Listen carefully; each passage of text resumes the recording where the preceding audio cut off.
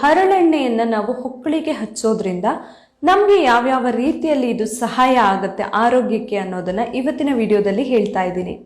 ಪ್ರತಿದಿನ ಹೊಕ್ಕಳಿಗೆ ಹರಳೆಣ್ಣೆಯನ್ನು ಹಚ್ಚೋದ್ರಿಂದ ಯಾರಿಗೆ ಮಲಬದ್ಧತೆ ಸಮಸ್ಯೆ ಇರುತ್ತೆ, ಕಾನ್ಸ್ಟಿಪೇಷನ್ ಸಮಸ್ಯೆಯಿಂದ ಬಳಲ್ತಾ ಇರ್ತಾರೆ ಅಂಥವರಿಗೆ ತುಂಬಾನೇ ಒಳ್ಳೆಯದು.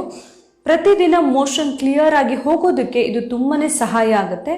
ರಾತ್ರಿ ಮಲಗೋದಕ್ಕಿಂತ ಮುಂಚೆ ಹರಳೆಣ್ಣೆಯನ್ನು ಒಂದೆರಡು ಹನಿ ಹರಳೆಣ್ಣೆಯನ್ನು ಹೊಕ್ಕಳಿಗೆ ಹಚ್ಚಬಹುದು. ಇನ್ನು ಜೀರ್ಣದ ಸಮಸ್ಯೆ ಹಾಗೆಯೇ ಗ್ಯಾಸ್ಟ್ರಿಕ್, ಹೊಟ್ಟೆ ಉಬ್ಬರ ಈ ಥರ ಸಮಸ್ಯೆಗಳಿರೋರಿಗೆ ಕೂಡ ತುಂಬಾನೇ ಒಳ್ಳೆಯದು. ನಾವು ಹರಳೆಣ್ಣೆಯನ್ನು ಹೊಕ್ಕಳಿಗೆ ಹಚ್ಚೋದು ತುಂಬಾನೇ ಒಳ್ಳೆಯದು. ಮುಟ್ಟಿನ ಟೈಮಲ್ಲಿ ತುಂಬಾನೇ ನೋವಿರುತ್ತಲ್ಲ, ಕೆಲವೊಬ್ಬರಿಗೆ ಪೀರಿಯಡ್ಸ್ ಟೈಮಲ್ಲಿ ತುಂಬಾನೇ ನೋವಾಗ್ತಾ ಇರುತ್ತೆ.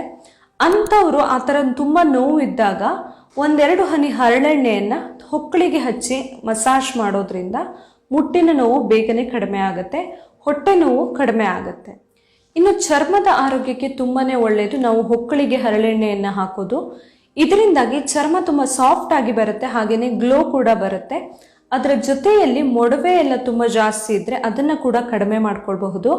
ಇನ್ನು ಕೆಲವೊಬ್ಬರಲ್ಲಿ ಜಾಯಿಂಟ್ ಪೇನ್ ಸಮಸ್ಯೆ ಇರುತ್ತೆ ಅಲ್ವಾ, ಪದೇ ಪದೇ ಗಂಟುಗಳಲ್ಲಿ ನೋವು, ಸಂದುಗಳಲ್ಲಿ ನೋವು, ಹಾಗೆಯೇ ಬೆನ್ನೋವೆಲ್ಲ ಕಾಡ್ತಾ ಇರುತ್ತೆ.